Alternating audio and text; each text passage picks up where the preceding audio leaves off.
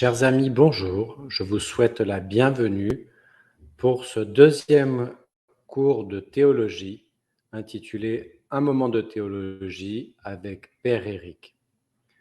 Je vous invite, en introduction, à écouter cette prière de saint Thomas d'Aquin.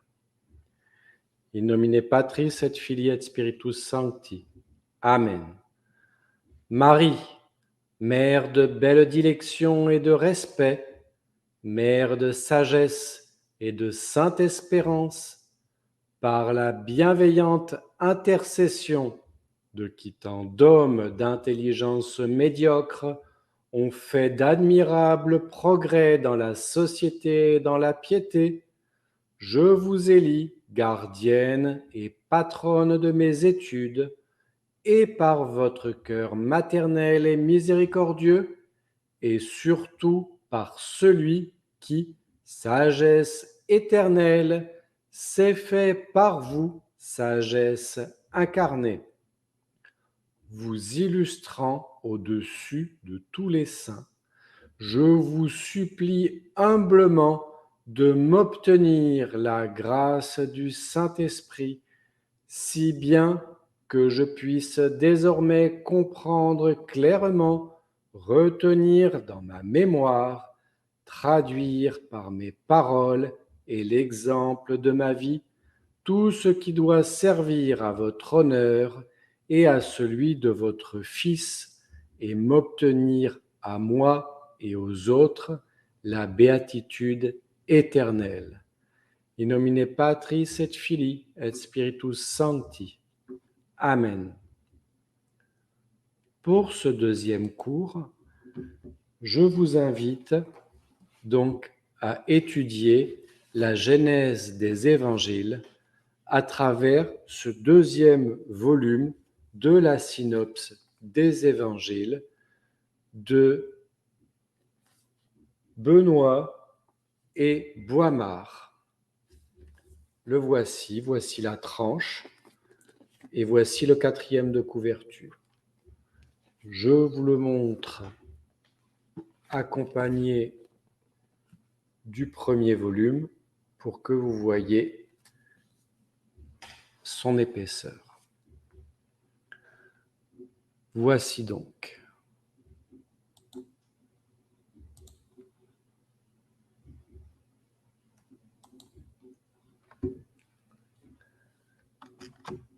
Pour rappel,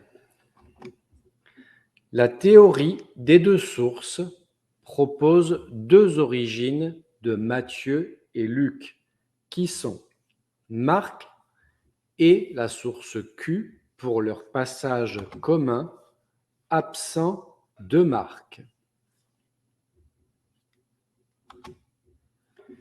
La théorie de Griesbach propose deux origines pour Luc, Matthieu et les traditions, et deux origines pour Marc, qui sont Luc et Matthieu.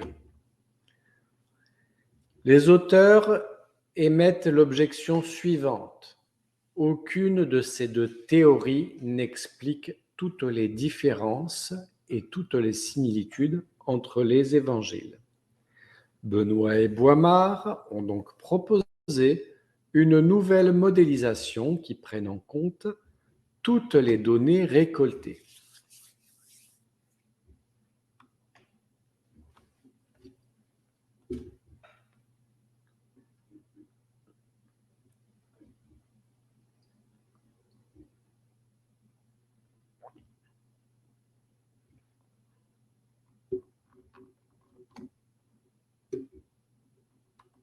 Les évangiles et leur préhistoire.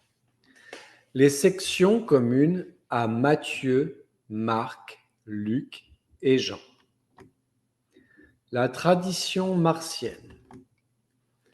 Marc, intermédiaire, trouve son origine dans trois documents. Le document A, d'origine palestinienne, émanant de milieux judéo-chrétiens. Le document B, issu du document A, à l'usage des églises pagano-chrétiennes. Le document C, issu d'une tradition indépendante, probablement d'origine palestinienne. La source principale du marque intermédiaire est le document B, complété par le document A et dans une moindre mesure le document C. La lignée traditionnelle est donc document B, marque intermédiaire et marque actuelle. Marque actuelle est le résultat de marque intermédiaire, Matthieu intermédiaire, Proto-Luc et d'éléments pauliniens et surtout lucaniens. Marque intermédiaire a fortement influencé Matthieu actuel et Luc actuel. La tradition mathéenne. Matthieu intermédiaire a comme source principale le document A complété du document Q. Matthieu intermédiaire vient comme document A de milieu judéo-chrétien. Matthieu intermédiaire est complètement refondu. Les sections communes à marque intermédiaire sont remplacées par celles de ce dernier. L'ordre des sections est remplacé par celui de marque intermédiaire. Le rédacteur ajoute des sections d'origine inconnue. Son style et son vocabulaire sont lucaniens.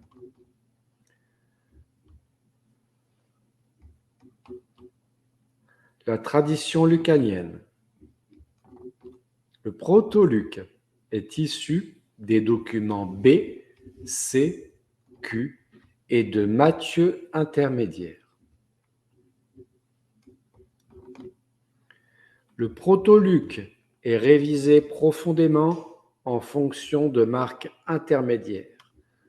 Vu l'impossibilité de mettre en évidence une différence de style entre les deux, il est admis que c'est Luc lui-même qui a remanié son évangile.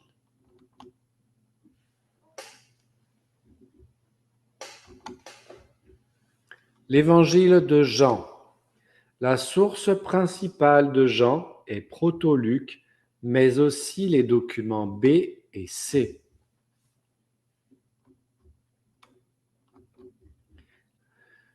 Jean fut enfin remanié sous l'influence du Matthieu actuel.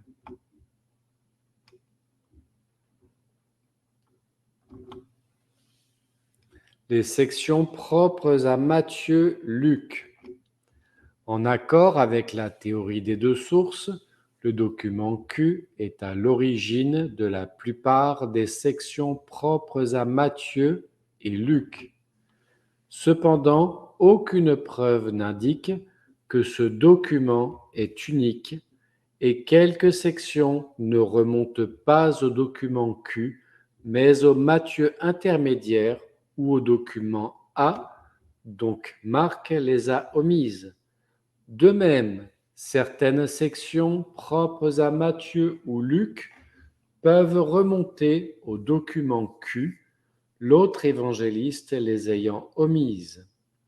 Enfin, Proto-Luc a connu les sections propres à Matthieu-Luc par le document Q, mais aussi par Matthieu intermédiaire. Les sections propres à chaque évangéliste. L'origine des sections propres à Matthieu, Luc et Marc sont très difficiles à identifier. Voici donc le diagramme complété.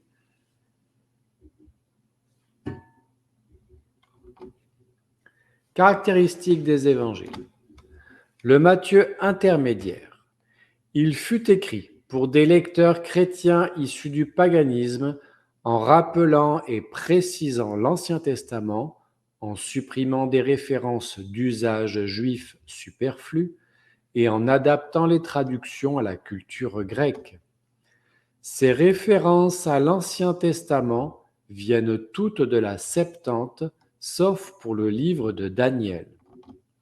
La Septante est une traduction de la Bible hébraïque en grec réalisée par un collectif de 70 traducteurs sous le règne de Ptolémée II au cours des 3 siècles avant Jésus-Christ. La découverte de manuscrits hébreux et grecs de Qumran en 1947 montre la coexistence des textes chez les Juifs de l'ère pré-chrétienne qui préfèrent actuellement, à l'instar des protestants, se référer aux textes hébreux massorétiques. Les massorètes sont les transmetteurs de la Massora, la tradition de transmission fidèle de la forme textuelle de la Bible hébraïque. Il n'en demeure pas moins que certaines similitudes d'interprétation ont été relevées entre les manuscrits de la secte des Esséniens et la Septante. Marc combine les matériaux des sources pour former des ensembles à portée plus ou moins théologique. Il les lie, les amplifie, les dédouble ou les triple pour obtenir plusieurs épisodes sur le même thème. Parfois, il crée des paroles attribuées à Jésus, comme la 3e annonce de la Passion. Il fait des ajouts pour souligner des thèmes théologiques, les consignes de silence, les exorcismes, la foi, le rejet des Juifs en tant que peuple élu et l'appel des païens au salut. Le Marc actuel. L'insertion de nouveaux passages ou de reprises dans le Marc intermédiaire est parfois associée à la répétition d'un ou plusieurs mots de sa source principale. Il harmonise des récits différents. Il procède à divers ajouts de son cru, multiplie les références à l'Ancien Testament, souvent d'après la Septante, ajoute des gloses explicatives pour éclaircir le texte. Il ajoute des détails pittoresques pour donner de la vie. Il montre un intérêt spécial pour les noms propres. Il ajoute une dimension théologique ou apologétique aux écrits. Il confirme la destination du Marc intermédiaire à des lecteurs issus du paganisme. Le Matthieu intermédiaire. Il modifie ses sources afin de leur donner une portée nouvelle. Il crée de nouvelles scènes.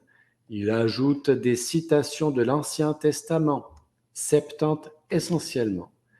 Il met en valeur l'enseignement de Jésus venu parfaire la loi mosaïque et non l'abolir sur différents thèmes, le pur et l'impur, la discussion sur le divorce, l'épisode du jeune homme riche, la parabole des mines et la parabole des vignerons homicides. Sa rédaction est attribuée à un scribe lettré juif converti au christianisme. Les références à la Septante indiquent qu'il ne vivait pas en Palestine, mais dans la diaspora dispersée dans le monde païen de culture grecque. La référence au traité des deux voies diffusé en Égypte et spécialement à Alexandrie, où la diaspora était présente et active, nous suggère sa présence dans cette ville, certainement avant la chute de Jérusalem qui eut lieu en l'an 70. Le Matthieu actuel. Le rédacteur a systématiquement aligné le texte du Matthieu intermédiaire sur celui du Marc intermédiaire. Il a introduit des sections nouvelles inconnues de Marc.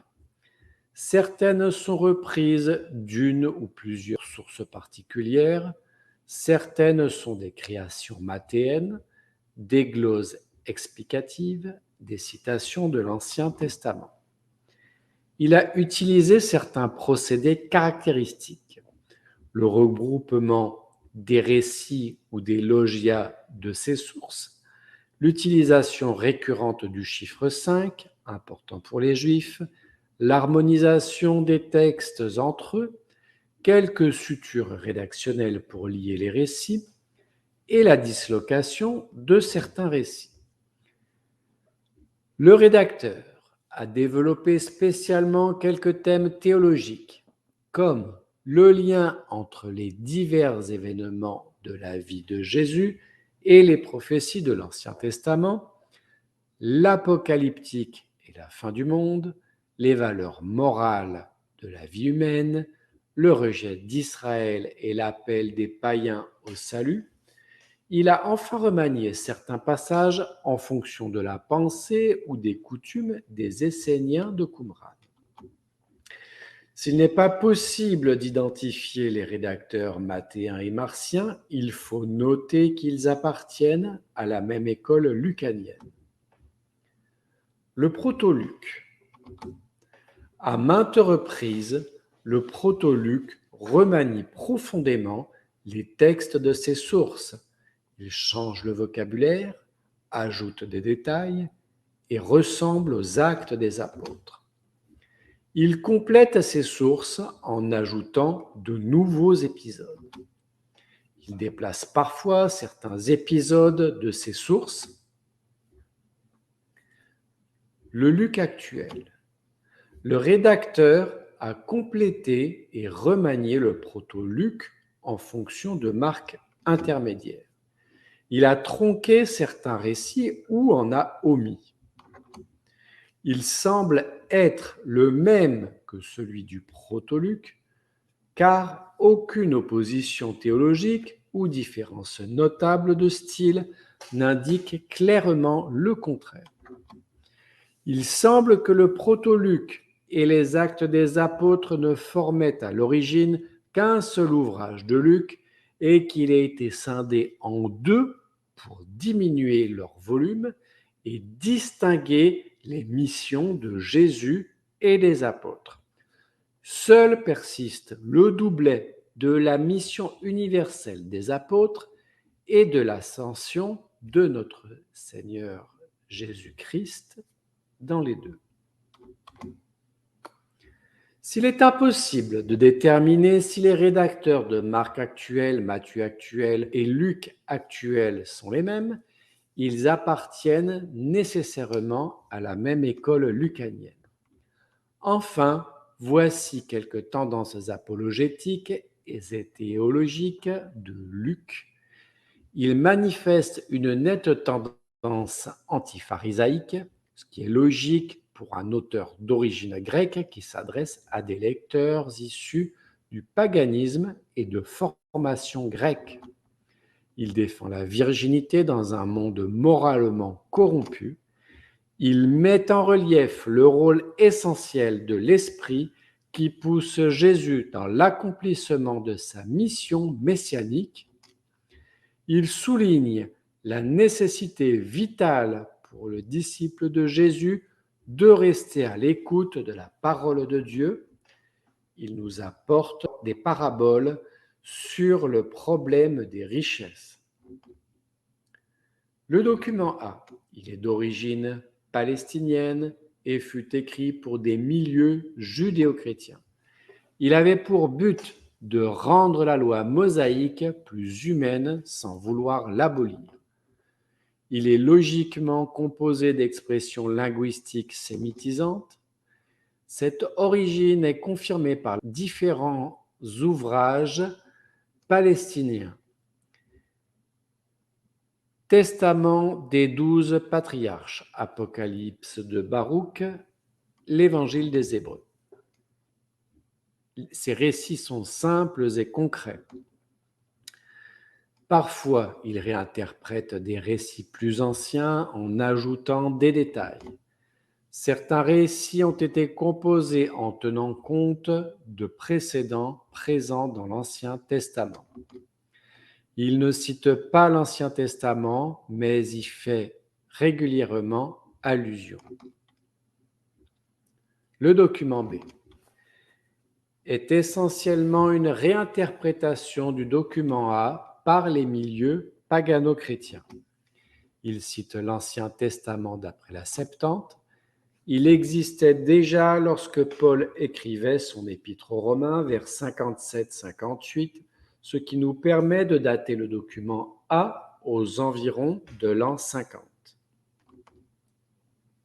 Le document C est issu d'une tradition très différente des documents A et B. Il est proche d'un ouvrage connu sous le nom de Mémoire de Pierre ou de Doctrine de Pierre, dans lequel celui-ci a une importance particulière. Il se fait l'écho d'une tradition différente des autres et plus archaïque. Le document Q vient du mot allemand Quelle signifiant source. Il est impossible de prouver que cette source soit unique, et s'il y a plusieurs sources, il est actuellement impossible de les distinguer. En conclusion, cette deuxième étude nous a permis de mieux comprendre la genèse des évangiles synoptiques, leurs origines, leurs transformations successives, les raisons de ces transformations et les enjeux inscrits dans le contexte de l'époque de leur rédaction. Notre prochaine étude sera consacrée à la présentation de l'Évangile selon saint Jean, car il bénéficie du tome 3 des mêmes auteurs que le présent ouvrage. Je vous remercie de votre attention. Que Dieu vous bénisse et vous protège. Je vous remercie pour votre attention. Vous pouvez écrire des commentaires, vous pouvez cliquer sur le pouce bleu, vous abonner à la chaîne. Je vous remercie de tout cœur et vous donne rendez-vous pour le prochain cours de théologie. Je vous remercie et à bientôt.